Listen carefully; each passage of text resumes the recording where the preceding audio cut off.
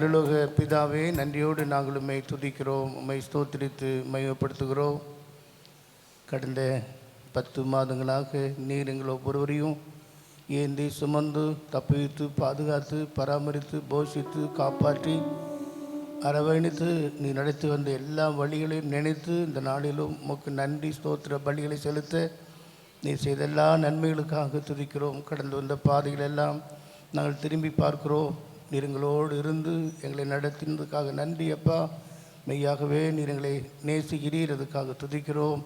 ஆண்டவரே, நம்முடைய ஜீவனை கொடுத்து நேசித்த அந்த நேசத்தின் நினைவுகளை நினைத்து பார்த்து அதிகமாக உண்மையிலே நாங்கள் அன்பு கூர்ந்து உம்முடைய பிரமாணங்களை கை கொண்டு உம்மை சந்திக்க நீங்கள் ஒவ்வொருத்தரையும் ஆயத்தப்படுத்தும்படியாக ஜெபிக்கிறோம்.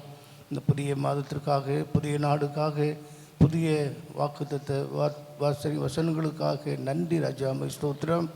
உடைய ஜனத்தை உடைய சமூகத்திலே கொண்டு வந்து போஷித்து காப்பாற்றும் காத்துக்கொள்ளும். இந்த நாளின் இந்த ஆராதனை வேலையை நீ பொறுப்பெடுப்பீரான் ஜெபிக்கிறோம். துதியும் கனமும் மகிமையும் உமக்கே செலுத்துகிறோம். இயேசுவின் மூலம் வேண்டிக் கொள்வோம் பிதாவே, ஆமேன். ஹல்லேலூயா. அதிகாலை நேரம் அப்பாவும் பாதம் ஆர்வமாக வந்திருக்கிறேன்.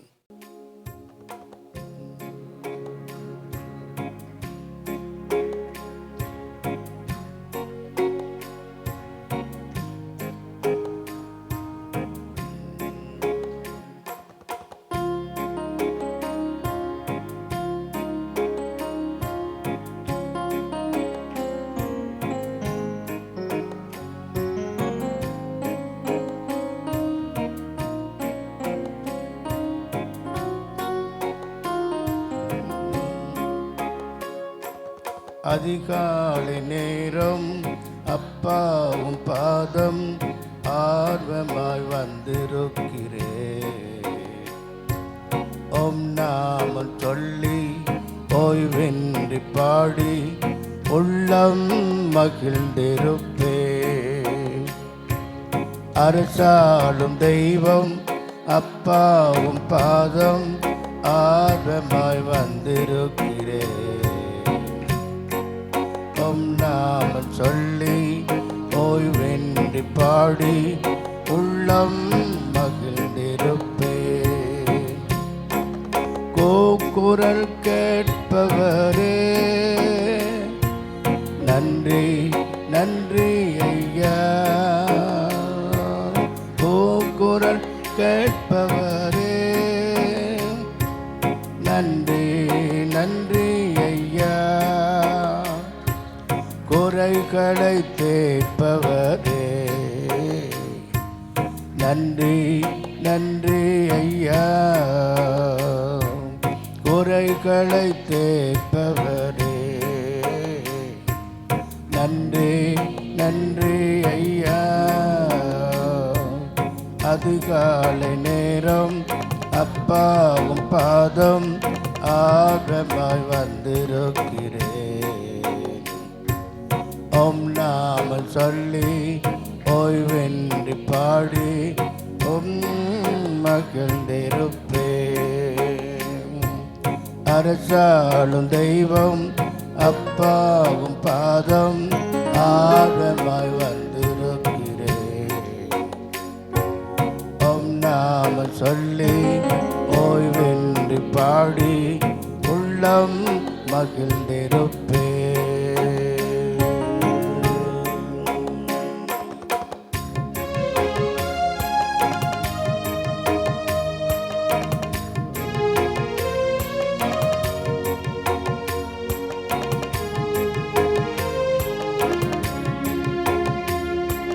பலனே கண்மலையே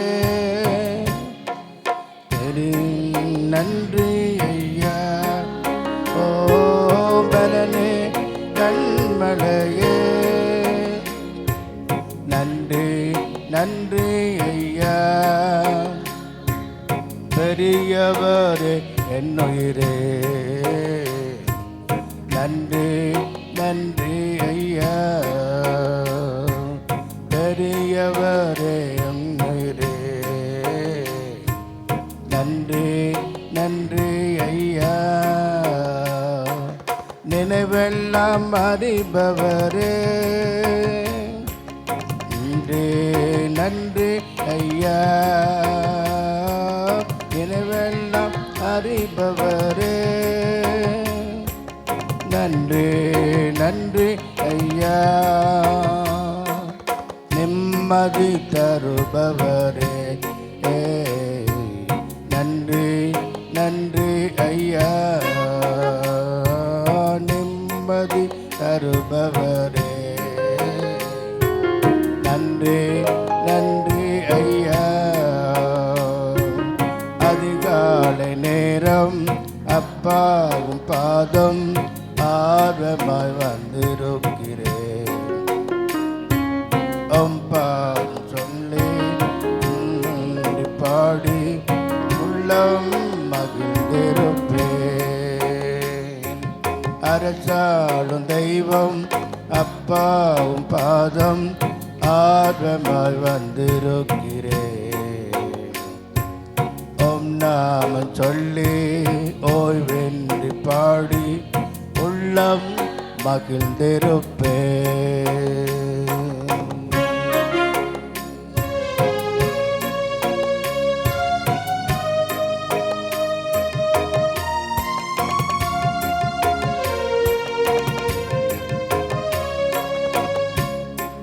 நலம் தரும் நல் மருந்தே, நன்றி நன்றி ஐயா, நலன் தரும் நல் மருந்தே, நன்றி நன்றி ஐயா, நின்னோற்றே, நன்றி நன்றி ஐயா, நன்மைகளின் ஊற்றே, நன்றி நன்றி ஐயா. அதிகாலை நேரம் அப்பாவும் பாதம் ஆர்வமாய் வந்திருக்கிறேன், நாம சொல்லி ஓய்வென்று பாடி உள்ளம் மகிழ்ந்திருப்பேன். அரசாளும் தெய்வம் அப்பாவும் பாதம் ஆர்வமாய் வந்திருக்கிறேன், நாம சொல்லி ஓய்வென்று பாடி உள்ளம் மகிழ்ந்திருப்பேன்.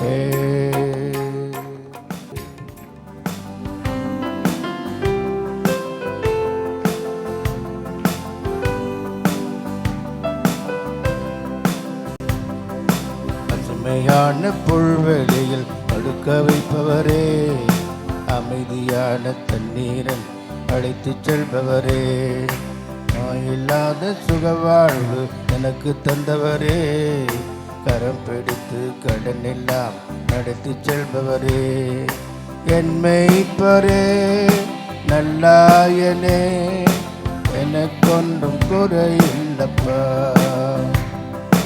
என் மேய்ப்பரே என் நாயனே, எனக்கொன்றும் குறையில்லப்பா. புதிய உயிர் தினம் தினம் எனக்கு தருகிறீர், உன் பெயருக்கேற்ப பரிசுத்தமாய் நடத்தி செல்கிறீர். புதிய உயிர் தினம் தினம் எனக்கு தருகிறீர், உன் பெயருக்கேற்ப பரிசுத்தமாய் நடத்தி செல்கிறீர். என் மேய்ப்பரே நல்லாயனே, எனக்கொன்றும் குறையில்லப்பா, என் மேய்ப்பரே நல்லாயனே, எனக்கொன்றும் குறையில்லப்பா. மரண இருள் பள்ளத்தாக்கில் நடக்க நேர்ந்தாலும் அப்பா நீங்க இருப்பதால எனக்கு பயம் இல்லை. மரண இருள் பள்ளத்தாக்கில் நடக்க நேர்ந்தாலும் அப்பா நீங்க இருப்பதால எனக்கு பயம் இல்லை. என் மேய்ப்பரே நல்லாயனே, எனக்கொன்றும் குறையில்லப்பா,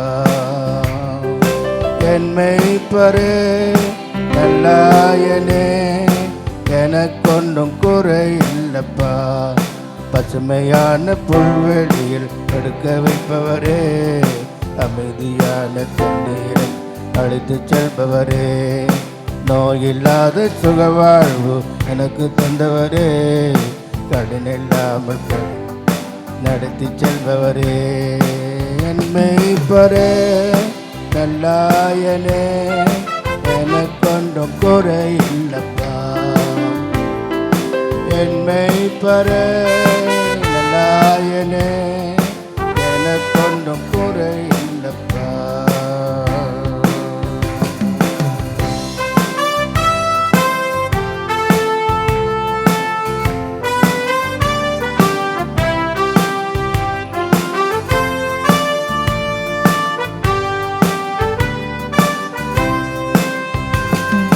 தேவனுள்ள நாட்கள் எல்லாம் நன்மை தொடருமே, தேவன் வீட்டில் தினம் தினம் தங்கி மகிழ்வனே. ஜீவனுள்ள நாட்கள் எல்லாம் நன்மை தொடருமே, தேவன் வீட்டில் தினம் தினம் தங்கி மகிழ்வனே. என் மேய்ப்பரே நல்லாயனே, எனக்கொன்றும் குறை இல்லப்பா. என் மேய்ப்பரே நல்லாயனே, எனக்கொன்றும் குறை இல்லப்பா. கரங்களாலே அணைத்து கொண்டு சுமந்து செல்கிறீர், மறந்திடாமல் உணவு கொடுத்து பலன் தருகிறீர். கரங்களாலே அணைத்து கொண்டு சுமந்து செல்கிறீர், மறந்திடாமல் உணவு கொடுத்து பலன் தருகிறீர். என் மேய்ப்பரே நல்லாயனே, எனக்கொன்றும் குறை இல்லப்பா. என் மேய்ப்பரே நல்லாயனே, எனக்கொன்றும் குறை இல்லப்பா. பசுமையான புல்வெளியில் படுக்க வைப்பவரே, அமைதியான தண்ணீரை அழைத்து செல்பவரே, நோயில்லாத சுகவாழ்வு எனக்கு தந்தவரே, கரம் பிடித்து கடனெல்லாம் நடத்தி செல்பவரே. என் மேய்ப்பரே நல்லாயனே, எனக்கொன்றும் குறை இல்லப்பா.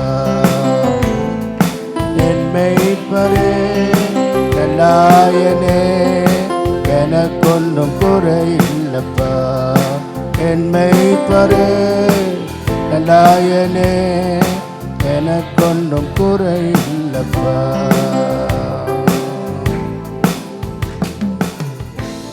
இயேசுவே மை துதிக்கிறோம், மை ஸ்தோத்திரிக்கிறோம். ஹல்லேலூயா ஹல்லேலூயா ஹல்லேலூயா. நன்றி இயேசுவே மை துதிக்கிறோம்ப்பா. விருவினே ஹல்லேலூயா. அநாதி தேவனுன் அடைக்கலமே, அவர் நித்திய புயன் ஆதாரமே. அநாதி தேவனுன் அடைக்கலமே, அவர் நித்திய புயங்களுன் ஆதாரமே. இந்த தேவன் என்றென்றும் உள்ள சதா காலமும் நமது தேவன், மரண பரியந்தம் நம்மை நடத்திடுவார். அநாதி அடைக்கலமே, அவர் நித்திய புயங்களுன் ஆதாரமே. அநாதி தேவனுன் அடைக்கலமே, அவர் நித்திய புயங் காருண்யத்தாலே எடுத்து கொண்டார் தூய தேவ அன்பே. சொல்லுங்க எல்லாரும். காருண்யத்தாலே எடுத்து கொண்டார் தூய தேவ அன்பே, இவனாந்திரத்தின் நயங்காட்டி உன்னை இனிதாய் வருந்தி அழைத்தார். இந்த தேவன் என்றென்றும் உள்ள சதா காலமும் மரண பரியந்தம் நம்மை நடத்திடுவார். அநாதி தேவன் நித்திய புயங்களுன் ஆதாரமே. அநாதி தேவனுன் அடைக்கலமே, அவர் நித்திய புயங்களுன் ஆதாரமே. கிருபை கூர்ந்து மனதுருகும் தூய தேவ அன்பே. சொல்லுங்க எல்லாரும். கிருபை கூர்ந்து மனதுருகும் தூய தூய தேவ அன்பே சமாதானத்தின் உடன்படிக்கைதனை உண்மையாய் கர்த்தர் காத்துக் கொள்வார். இந்த தேவன் என்றென்றும் உள்ள சத காலமும் மரண பரியந்தம் நம்மை நடத்திடுவார். அநாதி தேவனுன் அடைக்கலமே அவர் நித்திய புயங்களுன் ஆதாரமே. அநாதி தேவனுன் அடைக்கலமே அவர் நித்திய புயங்களுன் ஆதாரமே. இந்த தேவன் என்றென்றும் உள்ள சத காலமும் நமது தேவன் மரண பரியந்தம் நம்மை நடத்திடுவார். அநாதி தேவனுன் அடைக்கலமே அவர் நித்திய புயங்களுன் ஆதாரமே. ஹல்லேலூயா. ஆண்டவர் கடந்த 10 மாதங்களாக கிருபையாக நம்மை நடத்தி வந்தார். கடந்த 10 மாதங்களாக தேவன் நம்ம வழிநடத்தி வந்த எல்லா வழிகளை திரும்பி பார்த்து உள்ளத்தின் ஆழத்திலிருந்து நன்றி செலுத்துவோமா? ஹல்லேலூயா. நன்றி இயேசுவே, நன்றி அப்பா, உம்மை துதிக்கிறோம், உம்மை ஸ்தோத்திரிக்கிறோம், உம்மை ஸ்தோத்திரிக்கிறோம். ஹல்லேலூயா, ஹல்லேலூயா, ஹல்லேலூயா, ஹல்லேலூயா, ஹல்லேலூயா. நன்றி நன்றி அப்பா, உம்மை துதிக்கிறோம், உம்மை ஸ்தோத்திரிக்கிறோம். இந்த 11வது மாதத்தின் முதல் நாள் காலவேளை ஆராதனையில பங்கு பெறும்படியாக கர்த்தர் நமக்கு கிருபை செய்திருக்கிறார். 48வது சங்கீதம் கடைசி வசனத்துல இந்த தேவன் என்றென்றும் உள்ள சதா காலங்களிலும் நம்முடைய தேவனா இருக்கிறார். மரண பரியந்த நம்மை நடத்த போகிறார். விசுவாசிக்கிறோம் என்று சொல்லி கரங்களை தட்டி கர்த்தரை மயப்படுத்தி எனக்காக கர்த்தர் எல்லாவற்றையும் செய்து முடிக்கிற தேவனா இருக்கிறார். இந்த தேவன் என்றென்றும் உள்ள சதா காலங்களில் நம்முடைய தேவனா இருக்க போகிறார். மரண பரியந்த நம்மை நடத்த போகிறார். எத்தனை பேர் அந்த விசுவாசம், எத்தனை பேருக்கு அந்த நம்பிக்கை இருக்குது? கர்த்தர் எனக்காக எல்லாவற்றையும் செய்து முடிக்க என் தேவன் வல்லவரா இருக்கிறார். நம்முடைய வாழ்க்கையில காரிருள் போன்ற கஷ்டங்கள் வந்தாலும் பாரினில் அவர் என் பாதையில் ஒளியா இருக்கிறார். அவரை நடத்துகிற தேவனா இருக்கிறார். அவருடைய கிருபை என்னை தாங்கி கொண்டிருக்கிறது. கிருபை தந்தார் நம்முடைய வாழ்க்கையில. கிருபை கூர்ந்து மனதுருகும் தூய தேவ அன்பு உம் சமாதானத்தின் உடன்படிக்கை உண்மையாய் கர்த்தர் காத்துக்கொள்ள வல்ல தேவனா இருக்கிறார். முழங்கால் படிட்டு ஆண்டவர் சமூகத்துக்கு நேராக இந்த தேவன் என்றென்றும் உள்ள சதா காலங்களிலும் நம்முடைய தேவனா இருக்க போகிறார். மரண பரியந்த நம்மை நடத்துவார். மரண பரியந்த நம்மை நடத்த போகிறார். தேவ சமூகத்துல தேவனை நோக்கி பார்க்கிற எல்லா காரியங்களையும் கத்த ஜெயமாய் நடத்த தர போகிறதுக்காக ஜெபிங்க. விசுவாசத்தோடு ஜெபிங்க. இந்த மாதத்தில் என்னெல்லாம் செய்ய வேண்டும் என்று தீர்மானித்திருக்கிறீர்களோ, இந்த மாதத்துல கர்த்தர் என் வாழ்க்கை என்ன செய்ய வேண்டும் என்று தீர்மானம் பண்ணி ஜெபித்து கொண்டிருக்கிறீங்களோ, பாரத்தோடு ஜெபிக்கிற காரியங்களை என் தேவனாகி கர்த்தர் அறிந்திருக்கிறார். பிலிப்பியர் 4:6-7 சொல்லப்பட்டது போல நீங்கள் ஒன்றுக்கும் கவலைப்படாமல் எல்லாவற்றையும் குறித்து உங்கள் விண்ணப்பங்களை ஸ்தோத்திரத்துக்கோடு கூடிய ஜெபத்தினாலும் வேண்டுதலினாலும் தேவனுக்கு தெரியப்படுத்துங்க. அப்பொழுது எல்லா புத்திக்கும் மேலான தேவ சமாதானம் உங்கள் இருதயங்களையும் உங்கள் சிந்தைகளையும் கிறிஸ்து இயேசுக்குள்ளாக காத்துக்கொள்ளும். ஹல்லேலூயா. விசுவாசிக்கிறீங்களா? கர்த்தர் செய்வார். என்னை நடத்துகிறவர் என்னோடு கூட இருக்கிறார். என் ஜெபத்தை கேட்கிறவர், அவருடைய சமாதானத்தை கர்த்தர் தரப்போகிறார். ஹல்லேலூயா. என்னை நடத்தினார் அவர் நல்லவர், அவர் கிருபை என்றும் உள்ள. பாடுங்க விசுவாசத்தோடு. என்னை நடத்தினார் அவர் நல்லவர், அவர் கிருபை என்றும் உள்ளதே, தேவ கிருபை என்றும் உள்ளதே.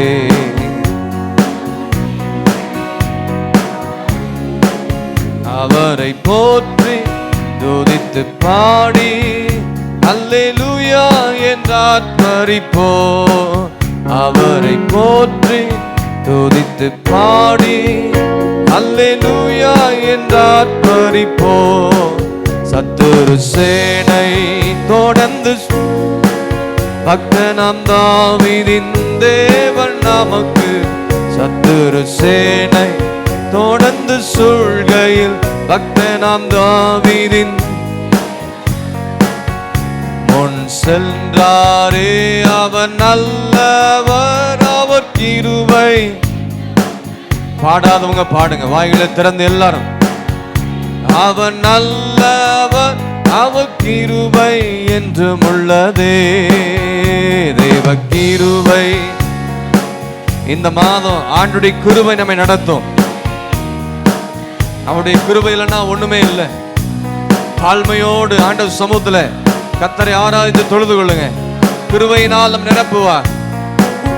அவரை போற்றி துதித்து பாடி அல்லேலூயா என்றார் பரிப்போ. அவரை போற்றி துதித்து பாடி அல்லேலூயா என்றார் பரிப்போ. அவரை போற்றி அல்லேலூயா என்றார் பரிப்போ. இந்த தேவன் என்றென்றும் உள்ள சதாகால் நம்முடைய தேவனாய் இருக்க போகிறார். அந்த கிருபை நம்ம நடத்தும். 10 மாதங்களாக தேவ கிருபை நம்ம நடத்தினது. சத்துரு சேனை தொடர்ந்து நம்மை சூழ்ந்து கொண்டாலும் ஆண்டவர் நம் பக்கத்தில் இருக்கிறார். அவனுக்கு முன்பாக சென்று கோணான பாதைகளை, கரடுமுரடான பாதைகளை செவ்வையாக்க வல்ல தேவனா இருக்கிறார். சமாதானத்தையும் சந்தோஷத்தையும் கர்த்தர் நம்முடைய வாழ்க்கையில நிறைவாய் தருவார். உங்களுக்கு வேண்டிய காரியங்களை கர்த்தரிடத்தில் ஜெபத்தினால் வேண்டுதலால் தெரியப்படுத்தும் பொழுது மேலான சமாதானத்தை இருதயத்துல கர்த்தர் தந்து நடத்துவார். ஒன்றை மாத்திரம் நாம் செய்வோம், ஆண்டவரை நோக்கி நாம் கூப்பிடுவோம். உண்மையாய் தேடுகிற பிள்ளைகளை, உண்மையாய் தம்மை நோக்கி உண்மையாய் நோக்கி கூப்பிடு யாவருக்கும் கர்த்தர் எல்லாவற்றையும் நன்மையாக சமாதானமாக ஏற்ற நேரத்தில் காரியங்களை கர்த்தர் செய்ய என் தேவனாகிய கர்த்தர் உண்மையுள்ள தேவனா இருக்கிறார். ஆண்டவரை நோக்கி பார்ப்போம். அந்த கிருபை இழந்து விடாதீங்க. தாழ்மையா இருப்போம். தாழ்மையா இருந்து தேவ சமூகத்துல காத்திருந்து அவர் கொடுக்கிற எல்லா ஆசீர்வாதங்களை இந்த மாதங்களிலே நாம் சுதந்திரத்துக் கொள்ளும்படியாக கர்த்தர் கிருபை செய்ய போகிறார். நேசிக்கிற நல்ல ஆண்டவரே, நன்றியோடு துதிக்கிறோம், ஸ்தோத்திரிக்கிறோம். தர்மையான இந்த நல்ல நாளுக்காக நன்றி செலுத்துகிறோம். கடந்த 10 மாதங்களாக எங்களை நடத்தினீர், எங்களை போஷித்தீர், எங்களை காப்பாற்றினீர், வழிநடத்தினீர், பாதுகாத்தீர். எல்லா நேரங்களிலும் எங்களுடைய கரத்தை பிடித்து எங்களை நடந்ததுக்காக ஸ்தோத்திரம். எங்களுக்கு துணையாக நின்றதுக்காக ஸ்தோத்திரம். சத்துருக்கள் எங்களுக்கு விரோதமாக எழும்பிய போதிலும் நீர் எங்களுக்காக யுத்தத்தை செய்து எங்களுடைய காரியங்களை ஜெயமாய் நடத்தி கொண்டிருப்பதுக்காக நன்றியோடு துதிக்கிறோம், ஸ்தோத்திரிக்கிறோம். கர்த்தாவே, இந்த மாதம் நோக்கி நாங்கள் பார்க்கிறோம். இந்த தேவன் என்றென்றுமுள்ள சதா காலம் நம்முடைய தேவன் மரண பரியந்தம் நீர் எங்களை நடத்த போவதற்காக ஸ்தோத்திரம். எப்படி நடக்கும், என்ன செய்ய போறோம் என்று நாங்கள் மனம் தளர்ந்து கலங்கி சென்ற நேரங்களிலே நம்முடைய வார்த்தையை கொண்டு எங்களோடு கூட பேசினதுக்காக நன்றி அப்பா. நீர் எங்களை நடத்த போவதற்காக நன்றி ஆண்டவரே. நம்முடைய கிருபையினால் எங்களை ஒவ்வொரு நாளும் புதிய புதிய கிருபையினால காலைதோறும் கிருபைகள் புதிதாக இருக்கிறபடினால இந்த மாதத்தில் புதிய கிருபை, புதிய பலன், புதிய அபிஷேகம், புதிய தீர்மானங்களை எடுத்து ஆண்டவரே எங்களுக்கு வைத்திருக்கிற இலக்கை நோக்கி ஓடுவதற்கு வேண்டிய பலன், அபிஷேகத்தையும் கிருபையும் தந்து நடத்தும்படியாக நாங்கள் ஜெபிக்கிறோம். இந்த நேரத்தில் எடுத்த எல்லா ஜெப விண்ணப்பங்களை கர்த்தர் கேட்டிருக்கிறீர். கர்த்தர் நீர் செய்ய நீர் வல்லவராக இருப்பதற்காக ஸ்தோத்திரம். இந்த மாதம் முழுவதும் நீர் எங்கள் நடத்துங்க ஆண்டவரே. எங்களுடைய விருப்பத்துக்கு ஏற்றபடி அல்ல, எங்களுடைய சுயத்தின்படி அல்ல, உம்முடைய சித்தத்தின்படி நீர் எங்களையும் குடும்பத்தையும் பிள்ளைகளையும் ஊழியத்தையும் சபையும் வியாபாரத்தையும் படிப்பு எல்லா காரியத்தையும் கர்த்தர் நீர் நடத்தி எங்களுடைய உத்தியோகங்களிலும் கர்த்தர் நீர் எங்களை நடத்தும்படியாக நாங்கள் ஜெபிக்கிறோம் அப்பா. கிருபையின் கருத்துக்களை தாழ்த்துக்கிறோம், அர்ப்பணிக்கிறோம், ஒப்பு கொடுக்கிறோம். இயேசு கிறிஸ்து மூலம் ஜெபம் கேளும் ஜீவன் நல்ல பிதாவே, ஆமென்.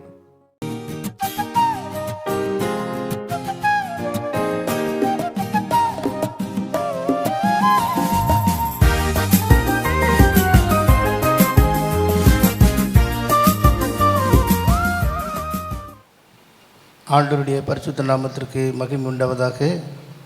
இந்த 11வது மாதத்திலும் முதல் நாளில் நாம் தெய்வ சமூகத்தில் வந்து கர்த்தரை ஆராதிக்க அவர் தந்த சுகம், பலன், ஆரோக்கியத்திற்காக ஆண்டவருக்கு நாம் கோடி கோடி நன்றி சொல்லிக்கொண்டே இருக்க வேண்டும். இந்த நாளிலும் கர்த்தர் தந்த அருமையான வேத வசனத்தை நாம் தியானிப்போம். ஏசாயா தீர்க்கதரிசன புஸ்தகம் 40வது அதிகாரத்தை எடுத்துக்கொள்வோம். ஏசாயா 40ஆம் அதிகாரம் 11வது வசனத்தை வாக்குத்தத்தமாக எடுத்துக்கொள்வோம். மேய்ப்பனை போல தமது மந்தையை மேய்ப்பார், ஆட்டுக்குட்டிகளை தமது புயத்தினால் சேர்த்து தமது மடியிலே சுமந்து கரவலாடுகளை மெதுவாய் நடத்துவார். He shall feed his flock like a shepherd. He shall gather the lambs with his arm and carry them in his bosom, and shall gently lead those that are with young. ஒரு அருமையான வேத வசனம். தேவ ஜனங்களை ஆற்றவும் தேற்றவும் ஆயத்தப்படுத்தவுமாக இந்த வார்த்தை நமக்கு ஒத்தாசையாக இருப்பதாக.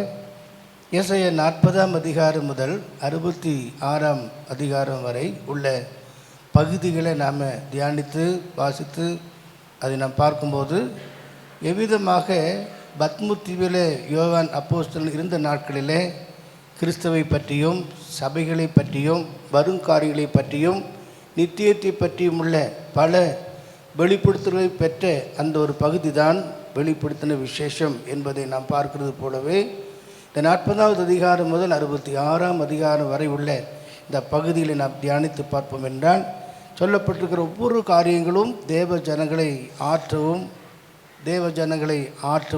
அவருடைய தேற்றவும் அவருடைய நாளுக்காக ஆயத்தப்படுத்துவதுமான நிறைய வாக்கு தத்துவங்கள் அதிலே அடங்கியிருக்கிறது. அதில் ஒன்றைத்தான் நாம் இன்றைக்கு தியானிக்க இருக்கிறோம். அல்லேலூயா.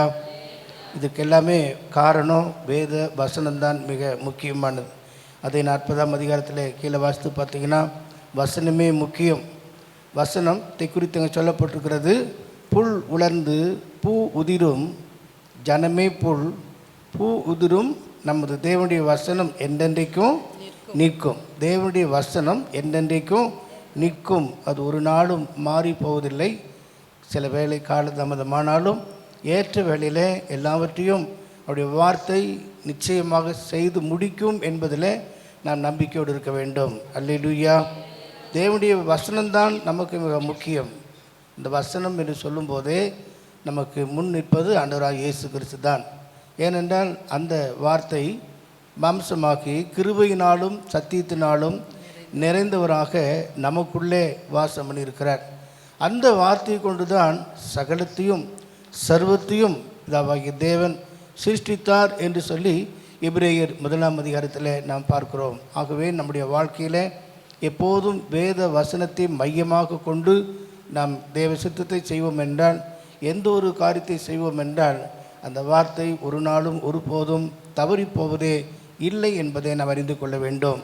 இங்கே சொல்லப்பட்டிருக்கிற முக்கியமான ஒரு குறிப்பு 10ஆம் வசனத்தை கூட வாசிக்கலாம். இதோ கர்த்தராகிய ஆண்டவர் பராக்கிரமசாலியாக வருவார். அவர் தமது புயத்தினால் அரசாளுவார். இதோ அவர் அளிக்கும் பலன் அவரோடு கூட வருகிறது. அவர் கொடுக்கும் பிரதிபலன் அவருடைய முகத்துக்கு முன்பாக செல்லுகிறது. இதெல்லாமே ஆண்டு நமக்கு தந்த அருமையான வாக்குத்தத்தம் தான். இப்போ நாம் 11ஆம் வசனத்தை நாம் பார்க்கும்போது மெய்ப்பனை போல தமது மந்தையை மெய்ப்பார் என்று சொல்லப்பட்டிருக்கிறார். மெய்ப்பார் என்ற அந்த வார்த்தையானது நமக்கு ஃபீட் என்று சொல்லப்பட்டிருக்கிறபடினாலே போஷிக்கிறார், பாதுகாக்கிறார், பராமரிக்கிறார். எல்லா சூழ்நிலையிலும் அவர் நமக்கு போதுமானவராக இருக்கிறார் என்பது தான்.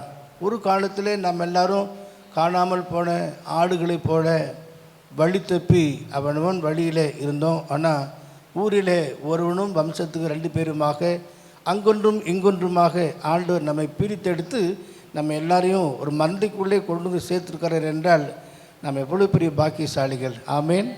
அல்லேலூயா. அதை குறித்து நாம் சொல்லும்போது சியோன் குடும்பம் என்று சொல்கிறோமே, இது ஒரு மந்தை என்பதை நாம் அறிந்து கொள்ள வேண்டும். ஆகவேதான் ஆண்டவராகிய இயேசு கிறிஸ்து நமக்கு நல்ல மேய்ப்பராக இருக்கிறார் என்பதை யோவான் சுவிசேஷம் 10ஆம் அதிகாரத்தில் நிறைய காரியங்களை வாசிக்க முடியும். 10ஆம் அதிகாரம் 9ஆம் வசனத்தில் சொல்கிறார். 10ஆம் அதிகாரம் யோவான் சுவிசேஷம் 9ஆம் வசனத்தில் நான் தான் வாசல் என்றே சொல்கிறார்.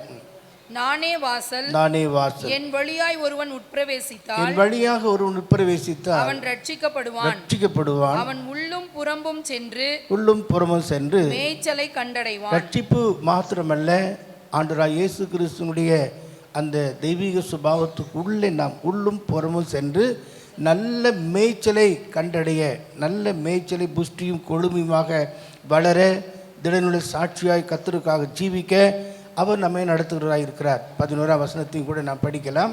நானே நல்ல மேய்ப்பன். நல்ல மேய்ப்பன் ஆடுகளுக்காக தன் ஜீவனை கொடுக்கிறான். நல்ல மேய்ப்பன் தன் ஆடுகளுக்காக ஜீவனை கொடுக்கிறான். ஏனென்றால் அதுக்கு முன்னுள்ள வசனம் நீங்கள் பார்த்தீங்கன்னா, திருடன் திருடவும் கொல்லவும் அழிக்கவும் இன்றி வேறொன்றுக்கும் வரான்.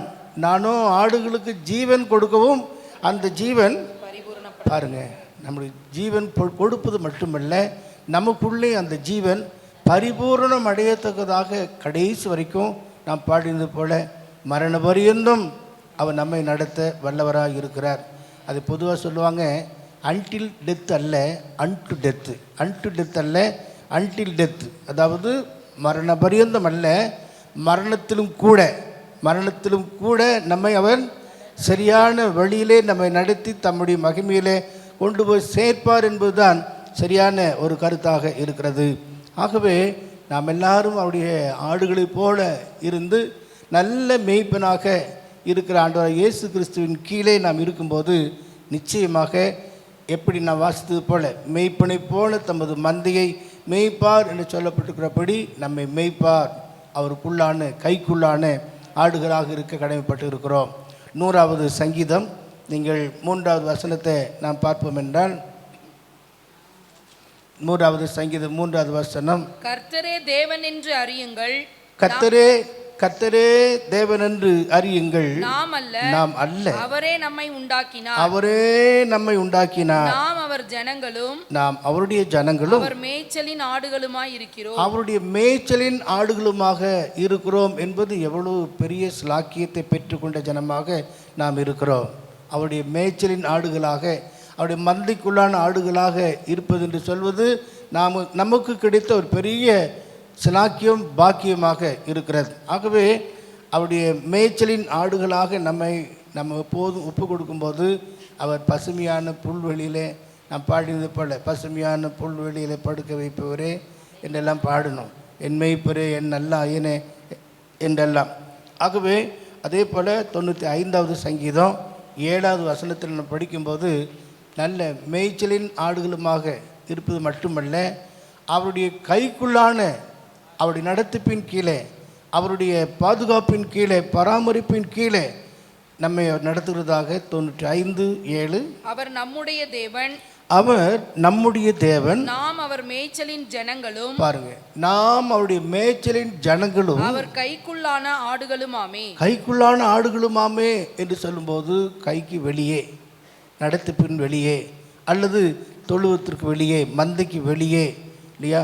சில நேரங்களில் சில சூழ்நிலைகளில் ஆடுகள் வேலி தாண்டுகிற வெள்ளாடுன்னு சொல்கிறது போல சில காரியங்களை சென்றாலும் கூட ஆண்டு நம்மை தேடி வந்து நம்மை மந்தைக்குள்ளே சேர்த்து அவருடைய கைக்குள்ளான ஆடுகளாக வைக்க விரும்புகிறார்.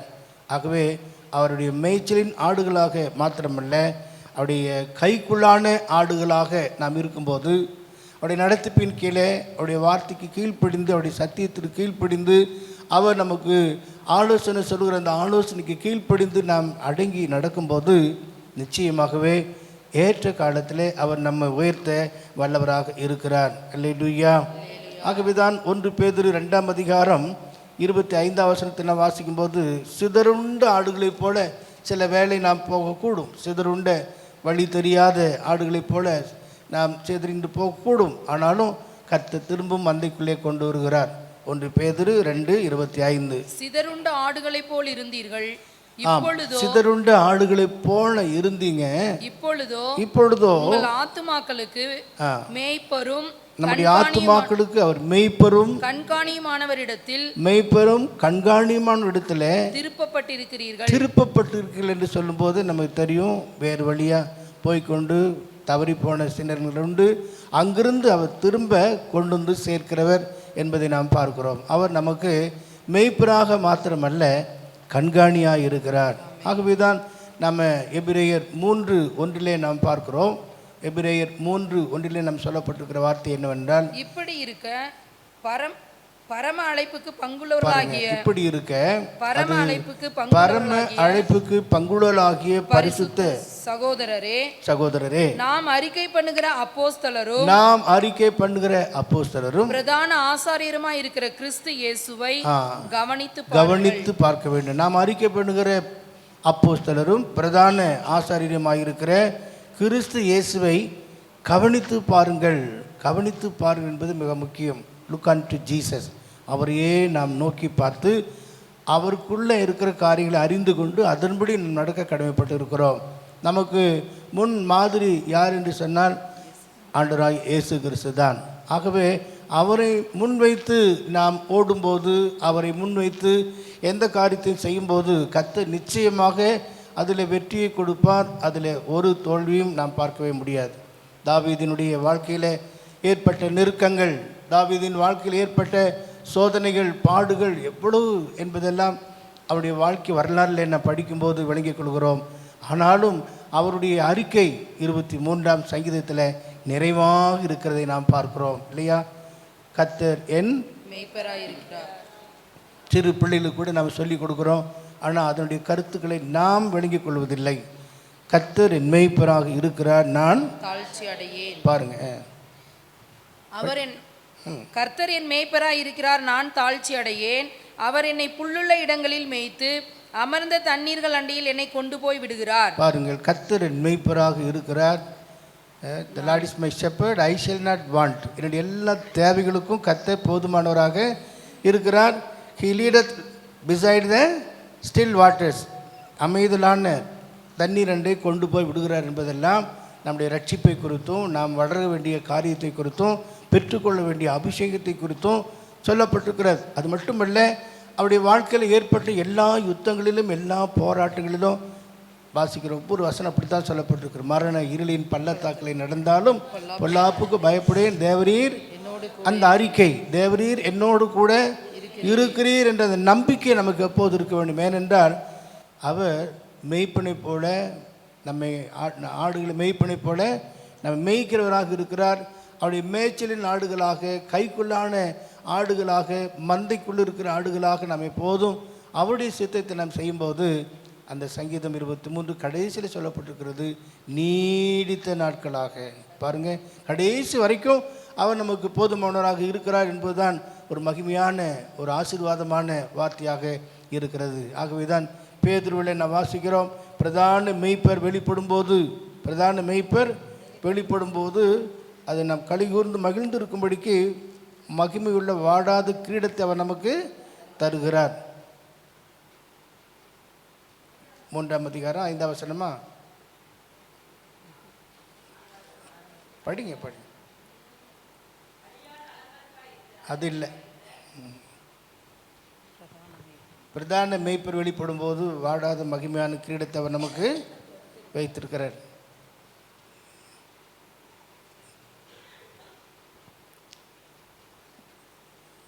ஒன்று பேதுரு 5:4. அப்படி 1 பேதுரு 5ஆம் அதிகாரம் 4வது வசனத்தை கவனிப்போம். அப்படி செய்தால் பிரதான மேய்ப்பர் வெளிப்படும் போது மகிமையுள்ள வாடாத கிரீடத்தை பெறுவீர்கள்.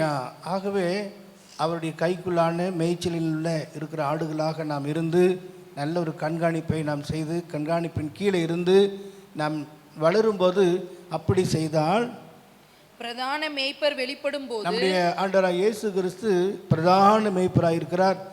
பிரதான மேய்ப்பர் வெளிப்படும் போது மகிமையுள்ள வாடாத கிரீடத்தை பெறுவீர்கள். மகிமையுள்ள வாடாத கிரீடத்தை பெறுவீர்கள் என்று சொல்லப்பட்டிருக்கிறது. ஆகவே வெற்றியுள்ள ஒரு வாழ்க்கைக்கு ஆண்டவர் நம்மை அழைத்திருக்கிறார். ஆகவே தான் நான் வாசிக்கிறோம், மேய்ப்பனை போல தமது மந்தையை மேய்க்கிறவராக இருக்கிறார். அடுத்த பகுதியில் ஆட்டுக்குட்டிகளை தம் புயத்தினாலே சேர்க்கிறார். ஆட்டுக்குட்டிகளை தம் புயத்தினாலே சேர்க்கிறார். He shall gather in the lambs with his arm. அப்படி என்றால் அவருடைய புயத்தின் கீழே என்று சொல்லும்போது, அவருடைய புயம் பராக்கிரமத்தை வெளிப்படுத்துகிறது, பாதுகாப்பை வெளிப்படுத்துகிறது. அதனால தான் ஏசாயாவில் நான் வாசிக்கிறோம், பயப்படாது. 41ஆம் அதிகாரம் 10வது வசனத்தில் வாசிக்கிறோம், கடைசியாக நான் என்னுடைய நீதியின் வலது கரத்தினால் உன்னை தாங்குவேன். 41:10. நீ பயப்படாதே, நான் உன்னுடனே இருக்கிறேன், நான் உன்னுடனே கூட இருக்கிறேன், திகையாதே, நான் உன் தேவன், நான் உன்னை பலப்படுத்தி உனக்கு சகாயம் பண்ணுவேன். என் நீதியின் வலது கரத்தினால் உன்னை தாங்குவேன். அப்ப ஆண்டவர் தான் நீதியுள்ள நியாயாதிபதியாக இருக்கிறார். அவர் நீதியின் வலது கரத்தினாலே நம்மை தாங்குகிறாக இருக்கிறார். அதைத்தான் நீங்கள் நாம் பார்க்கிறோம். தமது புயத்தினாலே அவர் சேர்த்து கொள்கிறார். அதாவது அவர் தமது புயத்தினால் நம்மை சேர்த்து கொள்கிறார் என்பது பாதுகாப்பின் கீழே நம்மை கொண்டு வந்து, பராமரிப்பின் கீழே கொண்டு வந்து நம்மை வைக்கிறார். அதனால தான் அந்த வசனம் சொல்கிறது முதலாவது பயப்படாதே என்று. வாழ்க்கையில் நம்முடைய சூழ்நிலைகளில் எத்தனையோ காரியங்களுக்காக நாம் பயப்படுகிறோம், திகில் அடைகிறோம், என்ன ஏது என்று சொல்லி நம்ம சோர்ந்து போகிறோம். என்றாலும் இந்த வார்த்தையானது என்ன சொல்லப்படுகிறது என்றால், தமது புயத்தினால் அவர் என்ன செய்கிறார், நம்மை சேர்த்து கொள்கிறார். அதனால்தான் 10ஆம் வசனம் 40 40:10 சொல்லப்பட்டிருக்கிறது, கர்த்தர் பராக்கிரமசாலியாக வெளிப்படுகிறாராம். 10ஆம் வசனம், இதோ கர்த்தராகிய ஆண்டவர் பராக்கிரமசாலியாக வருவார். அவர் நமக்கு பராக்கிரமசாலியாக இருக்கிறார். அது மட்டுமல்ல, அவர் நம்மை அரசாளுகிறவராக இருக்கிறார். ஏற்ற பிரதிபலனை கர்த்தர் நிச்சயமாக நமக்கு தருவார். அதனால் நாம் ஒருபோதும் சோர்ந்து போகவே கூடாது. வல்லமையான கரம் ஓங்கிய புயத்தினால தேவ ஜனங்களை வனாந்திரத்தில் நடத்தின அதே ஆண்டவர் இந்த வனாந்திர பாதையிலேயும் அவருடைய வலது கரம் இல்லாவிட்டால் பராக்கிரமம் செய்யும் அந்த கரத்தினாலே நம்மை நடத்த வல்லவராக இருக்கிறார். அல்லேலூயா. நாம் செய்ய வேண்டிய ஒரே காரியம், அப்படி கரத்தின் கீழே நாம் அடங்கி இருக்க வேண்டும் என்று பேதுரு அப்படித்தான் சொல்கிறார். ஏற்ற காலத்தில் நாம் உயர்த்தப்படும்படிக்கு இந்த பலத்த கரத்தில் அடங்கி இருங்கள் என்று சொல்வது மிக முக்கியம். கர்த்தரின் வார்த்தைக்கும் அவருடைய சத்தியத்திற்கும் நாம் கீழ்ப்படிந்து இருக்கும்போது தாழ்மைகளுக்கோ தேவன் கிருபையை கொடுத்து கொண்டே இருப்பார். அது 2வது பகுதியாக இருக்கிறது. 3வதாக and carry them in his bosom, அதாவது நம்மை சுமக்கிறாராம். அவர் தமது புயத்தினாலே சேர்க்கிறது மட்டுமல்ல, தமது மடியிலே சுமந்து என்று சொல்வது மிக முக்கியம். சுமக்கிற ஆண்டவராக இருக்கிறார். அல்லேலூயா. என்னெல்லாம் நமக்காக சுமந்திருக்கிறார். அவரே கல்வாரி சிலுவையை சுமந்தது நிமித்தமாக பாவத்தை, வியாதியை, மரணத்தை எல்லாவற்றையும் வென்று அவர் வெற்றி சிறந்தவராக சிங்காசனத்தில் பிதாவாகிய தேவனோடு கூட வலது பரிசத்தில் இருக்கிறாரே. அப்படிப்பட்ட நம்முடைய ஆண்டவர் நமக்கு இருக்கிறபடினாலே அவர் நம்மை தமது மடியிலே சுமக்கிறவராக இருக்கிறார். எல்லாரும் பலவான்கள் சொல்ல முடியாது, பராக்கிரமசாலி என்று சொல்ல முடியாது, எல்லாரும் வெற்றியுள்ள ஒரு வாழ்க்கை செய்கிறார்னு சொல்ல முடியாது. நம்முடைய பலவீனங்களிலே நமக்கு அவர் உதவி செய்ய வல்லவராக இருக்கிறார். அந்த பாவத்தை மட்டுமல்ல, நம்முடைய பலவீனங்களையும் அவர் ஏற்றுக்கொண்டார், சுமந்தார் என்று தான் நாம் வேத வசனத்தில் நாம் பார்க்கிறோம். ஆகவே தான் இயேசு எல்லாவற்றையும் சுமந்து கொண்டது போலவே நம்முடைய எல்லா பலவீனங்களாக இருந்தாலும் இல்லையா, பலவீனமான ஆடாக இருந்தாலும் பலவீனமான பிள்ளைகளாக இருந்தாலும் எப்படி அவரை சுமக்கிறோமோ அதே போல் அவர் நம்மை சுமக்கிறவர். உபாகமம் 1:31 தேவ ஜனங்களை குறித்து சொல்லப்படுகிற இந்த வார்த்தை, ஒரு மனிதன் தன் பிள்ளையை சுமக்கிறது போலவே அவர் நம்மை சுமக்கிறாராம். ஒரு மனிதன் தன் பிள்ளையை சுமந்து கொண்டு போவது போல, ஒரு மனிதன் தன் பிள்ளையை சுமந்து கொண்டு போகிறது போல நீங்கள் இவ்விடத்திற்கு வருகிற வரைக்கும், நாம் அல்லது தேவ ஜனங்கள் இவ்விடத்துக்கு வரும் வரைக்கும் நடந்து வந்த எல்லா வழிகளிலும் உங்கள் தேவனாகிய கர்த்தர் உங்களை சுமந்து கொண்டு வந்த வழியை கண்டீர்களே. எப்போதும் அதை நினைக்கணும், அதை கண்டு நாம் ஆண்டவருக்கு நன்றி சொல்ல கடமைப்பட்டிருக்கிறோம். இவ்விதமாக ஒரு மனிதன் தன் பிள்ளையை சுமந்து கொண்டு போவது போல தேவ ஜனங்களை சுமந்ததாக, அதே போல நம்மையும் அவர் சுமக்கிற தேவனாக இருக்கிறார். அதுதான் நாம் பாடணும், இயேசு சுமந்து கொண்டாரே, நான் சுமக்க தேவையில்லை என்று நம்ம விசுவாசத்தோடு பாடும்போது அவர் நம்மை சுமக்கிற தேவனாக இருக்கிறார். இதுவரையும் சுமந்தவர், இனிமேலும் சுமப்பார். பெற்றோர் பிள்ளைகளை சில வேளை தூக்கி சுமக்கிறதுக்கு பலன் இல்லாவிட்டாலும் கூட ஆண்டவர் நம்மை கடைசி வரைக்கும் சுமந்து பாதுகாத்து தப்புவிக்க வல்லவராக இருக்கிறார். ஆகவே மெய்ப்பனை போல தமது மந்தையை மேய்ப்பது மட்டுமல்ல, ஆட்டுக்குட்டிகளை தமது புயத்தினால் சேர்த்து கொண்டு தமது மடியிலே சுமக்கிறவராக இருக்கிறார்.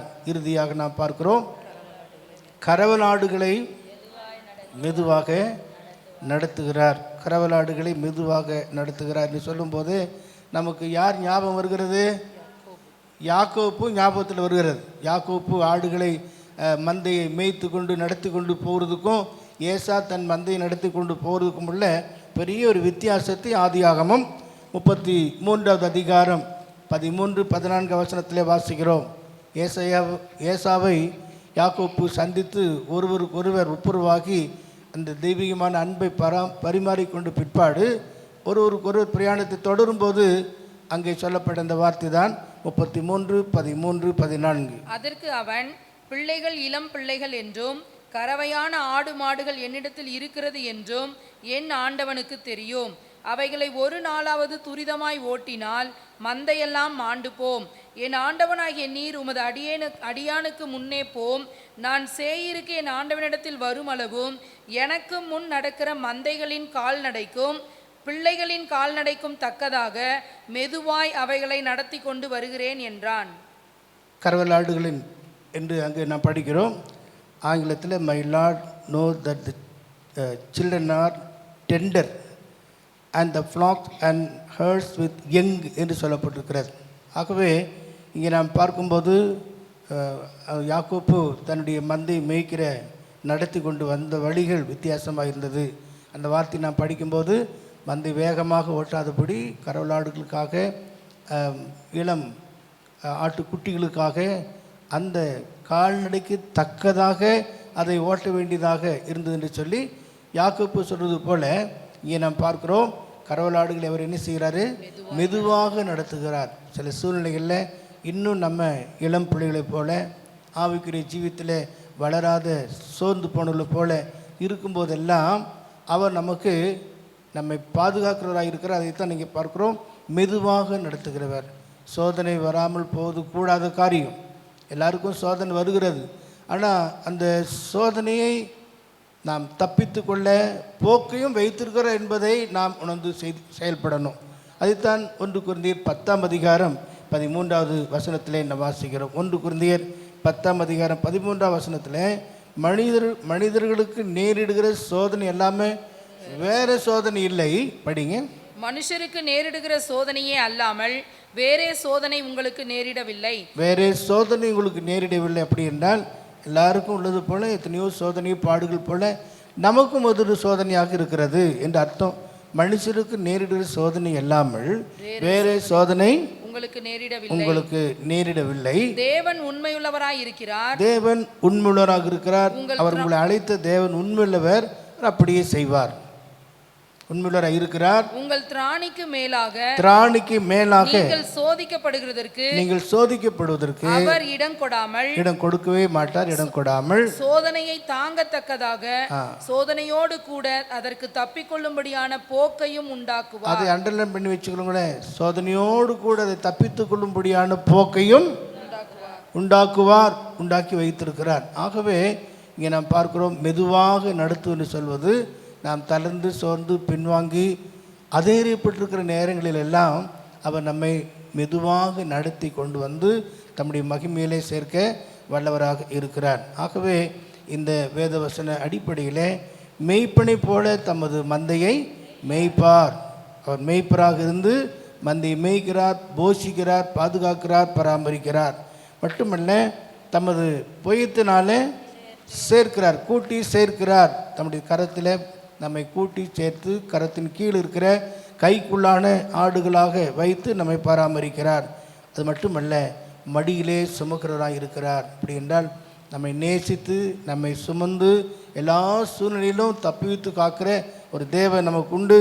கடைசியாக மெதுவாக நடத்துவார். ஆகவே தான் நம்ம எதிலும் ஆத்திரமாக இல்லாதபடி பொறுமையாக, நிதானமாக, கவனமாக, ஜாக்கிரதையாக, எச்சரிக்கையாக, விழிப்பாக நாம் இருக்கும்போது நம்முடைய கால்கள் தள்ளாடு வட்டால் காக்கிற தேவன் உறங்க மாட்டார். அதற்காகவே அவர் மெதுவாக நம்ம நடத்துகிறவராக இருக்கிறார். மனுஷருக்கு நேருகிற சோதனை இல்லாமல் வேறு சோதனை நமக்கு புதிதாக கொண்டு வந்து விடவில்லை.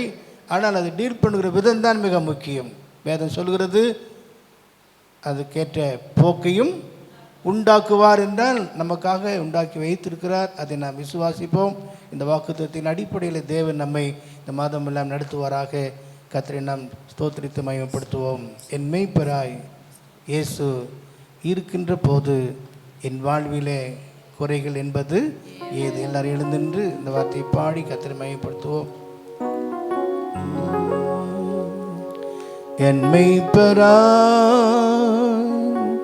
இயேசு இருக்கின்ற போது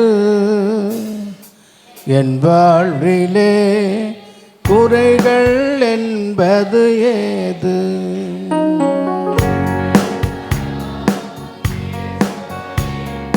போது வாழ்விலே குறைகள் என்பது ஏது?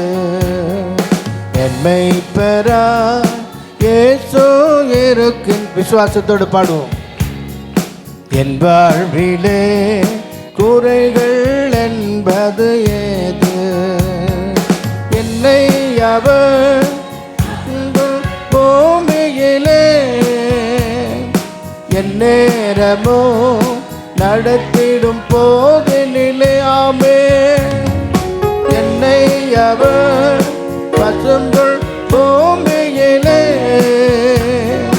என் நேரமோ நடத்திடும் போதினிலே என்றும் இன்பம், ஆஹா என்றும் இன்பம், ஆஹா என்றென்றும் இன்பம் அல்லவா. என்றும் இன்பம், ஆஹா என்றும் இன்பம், ஆஹா என்றென்றும் இன்பம் அல்லவா. மெய்ப்பரா இயேசு இருக்கின்ற போது என் வாழ்விலே குறைகள் என்பது ஏது?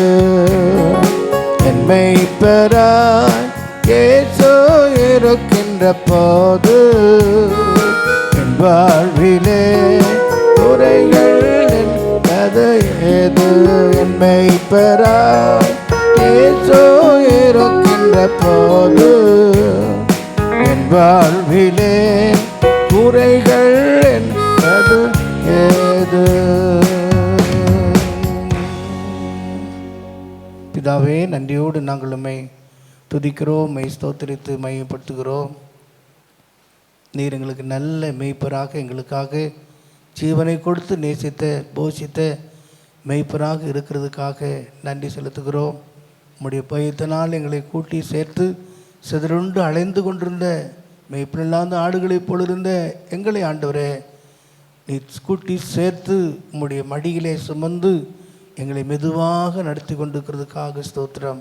இந்த பாதையில் நாங்கள் ஜாக்கிரதையாய், பிடிப்பாய், எச்சரிக்கையாய், ஞானமாய் கடந்து செல்ல இந்த வனாந்தர வாழ்க்கையில் நாங்கள் உம்மோடு கூட இருந்து நடத்த நீர் விசேஷித்த கிருபை இந்த மாதத்தை தருவீரான்னு ஜெபிக்கிறோம். மாதத்தின் தொடக்கம் முதல் முடிவு வரைக்கும் தேவனாகிய கர்த்தருடைய கண் எங்கள் ஒவ்வொரு மேலும் இருப்பதாக என்று சொல்லி ஜெபிக்கிறோம். துதியும் கனமும் மகிமையும் உமக்கே செலுத்துகிறோம். இயேசுவின் மூலம் வேண்டிக்கிறோம் பிதாவே, ஆமேன்.